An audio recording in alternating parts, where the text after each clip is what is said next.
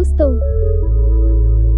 पिछले वीडियो में हमने देखा कि किस तरह धरती में दबा हुआ राजा विक्रमादित्य का सिंहासन बाहर आता है और राजा भोज उस सिंहासन की मरम्मत करवाते हैं, और जब सिंहासन बिल्कुल नए जैसा हो जाता है तो पंडितों से मुहूर्त निकलवा कर राजा भोज जैसे ही उस पर बैठने जाते हैं तो उस सिंहासन में जड़ी हुई पुतलियां उन पर हंस पड़ती हैं और उन्हें सिंहासन पर बैठने से रोक देती और कहती है कि अगर उनके अंदर राजा विक्रमादित्य जैसे गुण होंगे तो ही वो उस सिंहासन पर बैठने के अधिकारी होंगे। तब राजा भोज पुतलियों से राजा विक्रमादित्य की कहानियां सुनाने को कहते हैं, जिससे वो उनके गुणों के बारे में जान सके और ये निर्णय कर सके कि वो उस सिंहासन पर बैठने के अधिकारी हैं या नहीं। सबसे पहले पहली पुतली रत्नमंजरी ने विक्रमादित्य की एक कहानी सुनाई। दूसरे दिन दूसरी पुतली ने, इसी तरह से अन्य पुतलियों ने भी कहानियां सुनाई। दोस्तों, पहले की इन पुतलियों ने जो कहानियां सुनाई उसे हम पिछले वीडियो में सुन चुके हैं। आइए आज सुनते हैं अगली पुतली ने क्या कहानी सुनाई। 23वीं पुतली धर्मवती ने सुनाई कहानी। एक बार राजा विक्रमादित्य दरबार में बैठे थे और दरबारियों से बातचीत कर रहे थे। बातचीत के क्रम में दरबारियों में इस बात पर बहस छिड़ गई कि मनुष्य जन्म से बड़ा होता है या कर्म से। बहस का अंत नहीं हो रहा था क्योंकि दरबारियों के दो गुट हो चुके थे। एक कहता था कि मनुष्य जन्म से बड़ा होता है क्योंकि मनुष्य का जन्म उसके पूर्व जन्मों का फल होता है। अच्छे संस्कार मनुष्य में वंशानुगत होते हैं। जैसे राजा का बेटा राजा हो जाता है, उसका व्यवहार भी राजाओं की तरह रहता है। कुछ दरबारियों का मत था कि कर्म ही प्रधान है। अच्छे कुल में जन्मे व्यक्ति भी दुर्व्यसनों के आदी हो जाते हैं और मर्यादा के विरुद्ध कर्मों में लीन होकर पतन की ओर चले जाते हैं। अपने दुष्कर्मों और दुराचार के चलते कोई सामाजिक प्रतिष्ठा प्राप्त नहीं करते और सर्वत्र तिरस्कार पाते हैं। इस पर पहले गुट ने तर्क दिया कि मूल संस्कार नष्ट नहीं हो सकते हैं। जैसे कमल का पौधा कीचड़ में रहकर भी अपने गुण नहीं खोता, गुलाब कांटों पर पैदा होकर भी अपनी सुगंध नहीं खोता, और चंदन के वृक्ष पर सर्पों का वास होने से भी चंदन अपनी सुगंध और शीतलता बरकरार रखता है, कभी भी विषैला नहीं होता। दोनों पक्ष अपने अपने तर्कों द्वारा अपने को सही सिद्ध करने की कोशिश करते रहे। कोई भी अपना विचार बदलने को राजी नहीं था। विक्रम चुपचाप उनकी बहस का मजा ले रहे थे। जब उनकी बहस बहुत आगे बढ़ गई तो राजा ने उन्हें शांत रहने का आदेश दिया और कहा कि वे प्रत्यक्ष उदाहरण द्वारा निर्णय करेंगे। उन्होंने आदेश दिया कि जंगल से एक सिंह का बच्चा पकड़कर लाया जाए। तुरंत कुछ शिकारी जंगल गए और एक सिंह का नवजात शावक उठाकर ले आए।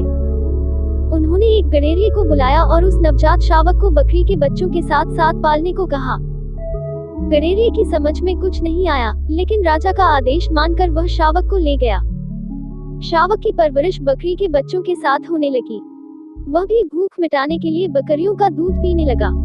जब बकरी के बच्चे बड़े हुए तो घास और पत्तियां चरने लगे। शावक भी पत्तियां बड़े चाव से खाता। कुछ और बड़ा होने पर दूध तो वह पीता रहा, मगर घास और पत्तियां चाहकर भी नहीं खा पाता। एक दिन जब विक्रम ने उसे शावक का हाल बताने के लिए बुलाया तो उसने उन्हें बताया कि शेर का बच्चा एकदम बकरियों की तरह व्यवहार करता है। उसने राजा से विनती की कि उसे शावक को मांस खिलाने की अनुमति दी जाए, क्योंकि शावक को अब घास और पत्तियां अच्छी नहीं लगती हैं। विक्रम ने साफ मना कर दिया और कहा कि सिर्फ दूध पर उसका पालन पोषण किया जाए। गडेरिया उलझन में पड़ गया। उसकी समझ में नहीं आया कि महाराज एक मांसभक्षी प्राणी को शाकाहारी बनाने पर क्यों तुले हैं। वह घर लौट आया। शावक, जो कि अब जवान होने लगा था, सारा दिन बकरियों के साथ रहता और दूध पीता।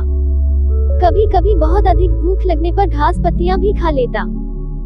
अन्य बकरियों की तरह जब शाम में उसे दरबे की तरफ हाँका जाता तो चुपचाप सर झुकाए बढ़ जाता तथा बंद होने पर कोई प्रतिरोध नहीं करता।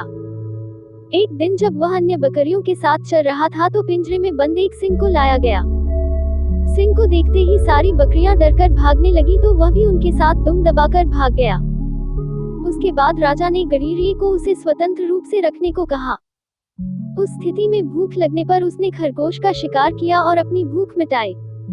कुछ दिन स्वतंत्र रूप से रहने पर वह छोटे छोटे जानवरों को मारकर खाने लगा, लेकिन गडेरिये के कहने पर पिंजरे में शांतिपूर्वक बंद हो जाता। कुछ दिनों बाद उसका बकरियों की तरह भीरू स्वभाव जाता रहा। एक दिन जब फिर से उसी शेर को जब उसके सामने लाया गया तो वह डरकर नहीं भागा। शेर की दहाड़ उसने सुनी तो वह भी पूरे स्वर से दहाड़ा। राजा अपने दरबारियों के साथ सब कुछ गौर से देख रहे थे। उन्होंने दरबारियों से कहा कि इंसान में मूल प्रवृत्तियां शेर के बच्चे की तरह ही जन्म से होती हैं। अवसर पाकर वे प्रवृत्तियां स्वतः उजागर हो जाती हैं, जैसे कि इस शावक के साथ हुआ। बकरियों के साथ रहते हुए उसकी सिंह वाली प्रवृत्ति छिप गई थी, मगर स्वतंत्र रूप से विचरण करने पर अपने आप प्रकट हो गई।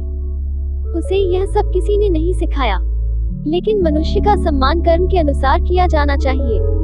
सभी सहमत हो गए, मगर एक मंत्री राजा की बातों से सहमत नहीं हुआ। उसका मानना था कि विक्रम राजकुल में पैदा होने के कारण ही राजा हुए, अन्यथा 7 जन्मों तक कर्म करने के बाद भी राजा नहीं होते। राजा मुस्कुराकर रह गए। समय बीतता रहा। एक दिन उनके दरबार में एक नाविक सुंदर फूल लेकर उपस्थित हुआ।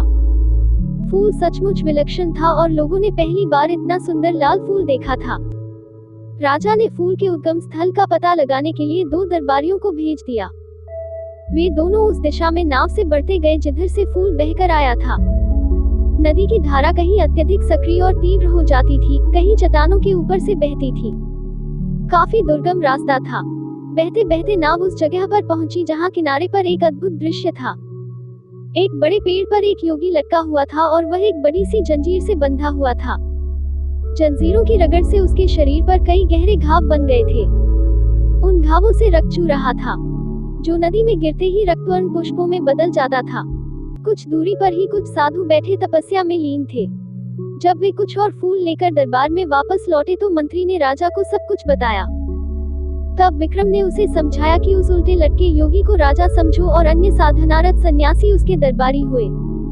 पूर्वजन्म का यह कर्म उन्हें राजा या दरबारी बनाता है। अब मंत्री को राजा की बात समझ में आ गई। उसने मान लिया कि पूर्वजन्म के कर्मों के फल के रूप में ही किसी को राजगद्दी मिलती है, केवल वंशानुगत होने से नहीं। दोस्तों, कहानी सुनते सुनते ये दिन भी बीत गया। अगले दिन अगली पुतली ने रोका राजा भोज को और सुनाई एक नई कहानी। दोस्तों, अगली कहानी को हम अगले वीडियो में सुनेंगे। अगर ये कहानी पसंद आई हो तो लाइक जरूर करिएगा। इस वीडियो को अपने फ्रेंड्स और फैमिली में शेयर करिएगा और चैनल पर नए हैं तो इसे सब्सक्राइब करिएगा, ताकि मैं जब भी नई वीडियो अपलोड करूं तो आपको उसकी नोटिफिकेशन मिलती रहे और आप वीडियो को देख सकें। वीडियो देखने के लिए धन्यवाद।